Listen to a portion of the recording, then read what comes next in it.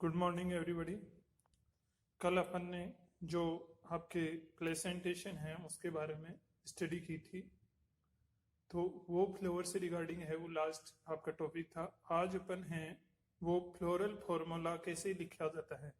जब भी कोई भी किसी भी फैमिली के बारे में अध्ययन किया जाता है तो फ्लावर डायग्राम बनाने के बाद में अपन उसका फ्लोरल फॉर्मूला लिखते हैं, पुष्प सूत्र, जिसमें अपन क्या करते हैं कि डिफरेंट टाइप्स के अपन चिन्ह काम में लेते हैं जिनको प्रतीक चिन्ह कहते हैं, और उस चिन्ह के द्वारा अपन आइडेंटिफाई करते हैं कि उस प्लांट में है वो कौन कौन से कैरेक्टर्स हैं, मतलब उसमें कितने तो आपके कैलिक्स हैं, पेटल हैं कि या नहीं है, उसमें एंड्रोसियम वाला पार्ट है, और एंड्रोसियम है तो उसमें जो स्टेमन्स हैं वो किस प्रकार से अरेंज्ड हैं, गाइनोसियम है वो हाइपोगाइनस कंडीशन में है या वो आपकी एपिगाइनस कंडीशन में है या पेरिगाइनस कंडीशन में है।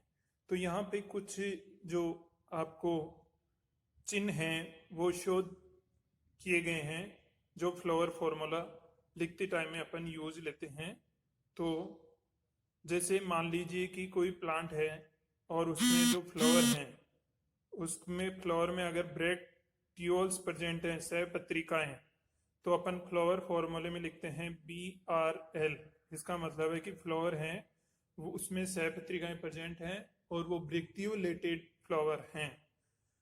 अगर प्लांट में सहपत्रिकाओं के बाहर की तरफ अगर सहपत्रिका प्रेजेंट हो तब अपन उसके लिए यूज में करते हैं BR। फ्लावर फॉर्मूला में क्या लिखते हैं? BR। अगर ब्रैक्ट्स प्रेजेंट नहीं है, मतलब आपका फ्लावर क्या है, इब्रैक्टिएट है, तो उसके लिए अपन फ्लावर फॉर्मूले में लिखते हैं EBR। इसी प्रकार अगर फ्लावर को अपन किसी भी दो भागों से, सेंट्रल से गुजरती हुई अक्ष से अपन दो बराबर भागों में अगर उसको डिवाइड कर सकते हैं तो ऐसा फ्लावर कहलाता है त्रिज्या सममित, या जिसको अपन एक्टिनोमॉर्फिक बोलते हैं। उसके लिए आपका ये राउंड साइन और फिर उसके अंदर प्लस का चिन्ह ऐसा दर्शाया जाता है। अगर आपको किसी एक स्पेशल कार्ड के द्वारा जो सेंटर से गुजरती है उसी के द्वारा किसी फ्लोर को अगर टू इक्वल पार्ट में डिवाइड किया जाता है तो ऐसा फ्लोर कहलाता है एक व्यास सममित या जाइग्नोमॉर्फिक फ्लावर, और उसको अपन प्रतीक चिन्ह लिखा जाता है फ्लावर फॉर्मूले में परसेंटेज का साइन। इसी प्रकार अगर आपका फ्लावर बाइसेक्सुअल है या हर्माफ्रोडाइट है, मीन आपके उसके फ्लावर में एंड्रोसियम भी प्रेजेंट है और गाइनोसियम भी प्रेजेंट है, तो अपन उसके लिए साइन लिखते हैं ये राउंड और ऊपर ये एरो का नीचे निशान और नीचे प्लस का निशान। ठीक है। अगर फ्लावर में केवल आपके गाइनोसियम वाला पार्ट ही है तो ऐसे फ्लावर कहलाते हैं स्टिमिनेट फ्लावर या स्त्री केसरी पुष्प, और उसके लिए अपन साइन लिखते हैं ये आपका जो राउंड और उसके नीचे प्लस का साइन। अगर फ्लावर में केवल आपके स्टेमन्स प्रेजेंट हैं तो ऐसे फ्लावर कहलाते हैं स्टेमिनेट फ्लावर, और उसको अपन दर्शाते हैं किसके द्वारा, ये राउंड और उसके नीचे ऊपर एरो का निशान। फिर आता है आपके हॉल्स में। हॉल्स में सबसे बाहर कुछ फैमिलीज में बाह्य दल के बाहर बाह्य दल के जैसे ही संरचनाएं प्रेजेंट होती है जिनको अपन कहते हैं उपबाह्य दल, और उसको इंग्लिश में कहा जाता है एपिकैलिक्स, और उसको फ्लावर फॉर्मूले में लिखा जाता है EPIK, जैसा कि मालवेसी फैमिली में प्रेजेंट होता है गुड़हल वाली कुल में। इसके बाद आता है आपका बाह्य दल पुंज, जिसको अपन कैलिक्स कहते हैं, और इसके ईच मेंबर को सेपल कहा जाता है। और ये सेपल अगर क्या हो, सेपरेट हो, मतलब जुड़े हुए नहीं हो, तो अपन उसको केवल के द्वारा लिखते हैं, और यदि आपके सेपल्स अगर आपस में जुड़े हुए हो, गेमोसेपलस कंडीशन हो, तो अपन उसको फ्लोरल फॉर्मूले में के लिख करके उसको ब्रैकेट में क्लोज कर देते हैं। इसके बाद में आता है आपका सेकंड हॉर्ड दल पुंज, या जिसको अपन कहते हैं कोरोला। अगर और इसका प्रत्येक सदस्य है आपका पेटल कहलाता है, और ये पेटल्स अगर आपस में पृथक हो तो अपन फ्लोरल फॉर्मूले में केवल सी के द्वारा इसको इंडिकेट करते हैं।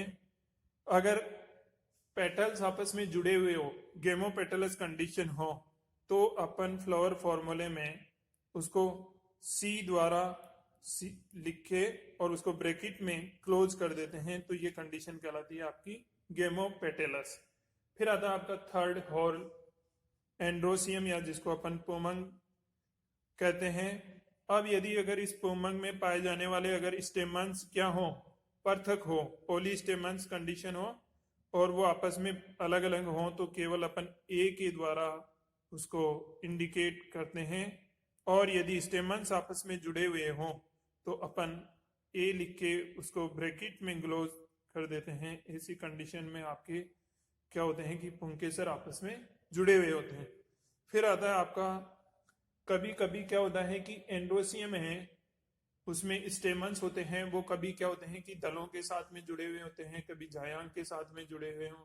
तो जब पुंकेसर हैं, स्टेमन्स हैं, वो अगर दल के साथ में जुड़े हुए हों, तो उस कंडीशन को मैंने आपको कल बताया था, उस कंडीशन को क्या कहते हैं, एपीपेटलस। और उसको फ्लावर फॉर्मूले में दर्शाया जाता है। सी का मतलब आपका कोरोला हो गया, और ए का मतलब एंड्रोसियम हो गया, और उसके ऊपर ये ऐसे निशान, इसका मतलब होता है कि आपका जो पेटल है वो एंड्रोसियम से जुड़ा हुआ है। फिर फोर्थ हॉर्न आता आपका जायांग, जिसको अपन गाइनोसियम कहते हैं, और गाइनोसियम की यूनिट है जो कार्पल कहलाती है। अगर ये कार्पल्स आपस में फ्री हो तो केवल अपन जी के द्वारा इंडिकेट करते हैं, और यदि कार्पल्स आपस में यूनाइटेड हो, सिन कार्पस कंडीशन हो, तो अपन जी को लिख के उसको ब्रैकेट में क्लोज कर देते हैं। इसका मतलब होता है कि आपकी कार्पल है वो आपस में यूनाइटेड है, सिन कार्पस कंडीशन है। फिर अपन जो ओवरी की कंडीशन है उसको भी कैसे दर्शाते हैं, अगर ओवरी सुपीरियर कंडीशन में है, मतलब उधरवर्ती है, सबसे टॉप पोजीशन पे है, तो अपन जी लिख के उसके नीचे ये वाला साइन लिख देते हैं। इसका मतलब है कि ओवरी आपकी क्या है, सुपीरियर है। अगर ओवरी इंफीरियर है, मतलब अधोवर्ती हैं, तब अपन क्या करते हैं कि जी लिख के जी के ऊपर ये सेमी कॉलन वाला साइन ऐसे लिख देते हैं। अगर ओवरी ना तो सुपीरियर है और ना इंफीरियर है, मतलब मीडियम कंडीशन में हाफ सुपीरियर और हाफ इंफीरियर, तब अपन क्या करते हैं कि जो आपका फ्लोरल फॉर्मूला होता है उसमें जी लिख के उसके बीच में ये वाला साइन लगा देते हैं। तो ये डिफरेंट साइंस होते हैं जिनके द्वारा अपन फ्लोरल फॉर्मूले को लिखते हैं, और फ्लोरल फॉर्मूले की सहायता से अपन किसी भी कोई भी प्लांट है किसी भी फैमिली का, तो उसके बारे में अपन सब कैरेक्टर्स, जैसे उसका कि उसमें सैपत्रिका है या नहीं, बाह्य दल हैं तो कितने हैं, दल हैं तो कितने हैं, वो गेमोपेटलस कंडीशन है, फ्लावर कंप्लीट है या इनकम्प्लीट है, बाइसेक्सुअल है या यूनिसेक्सुअल है, एंड्रोसियम है तो कितने हैं, वो आपस में जुड़े हुए हैं या पृथक हैं, जायांग है तो कितने हैं, सिन कार्पस है या एपोकार्पस कंडीशन है। ये सारे अपन फ्लोवर फॉर्मूले की सहायता से, अगर अपने को फ्लोवर फॉर्मूला याद है तो अपन किसी भी फैमिली के प्लांट के बारे में उसका डिस्क्रिप्शन इजीली लिख सकते हैं। इसलिए ये जो भी जितने भी साइंस हैं, इंडिकेटर्स हैं, इनको आप अच्छी तरह याद कर लेना। अब अपन